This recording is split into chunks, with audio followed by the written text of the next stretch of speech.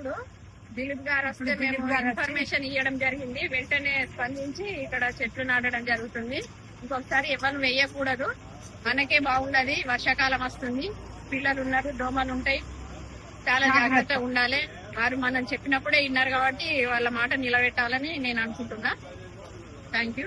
జమ్మకుంట పట్టణ మున్సిపల్ పరిధిలో ఉన్నటువంటి అన్ని వార్డు ప్రజలకు చిన్న విజ్ఞప్తి. ఈ రోజు ఉదయం ఇది ఒక చెత్త పాయింట్ అంటే ఉదయం పొద్దున్నే మీ ఇంటి ముందడికి చెత్త ట్రాక్టర్ వచ్చినప్పటికి కూడా కొన్ని కార్నర్ పాయింట్లని అందరు వార్డు ప్రజలు అక్కడ చెత్త వేయడం వల్ల ఈగలు, దోమలు, ఇప్పుడున్న వర్షాకాలం సీజన్ వ్యాధులు అన్ని కూడా ఇబ్బందులు తలెత్తాయని చెప్పి ఈ రోజు 30 వార్డులో పిఎస్సిఎస్ ఆఫీస్ పక్కన ఒక పెద్ద చెత్త కుండి ప్రాంతం లాగా ఉండేది. కానీ ఈ రోజు ఇక్కడ ఉన్నటువంటి మహిళలు, చిన్నారులు అందరం కలిసి కూడా ఇక్కడ ఒక మొక్కలు నాటడం జరుగుతుంది.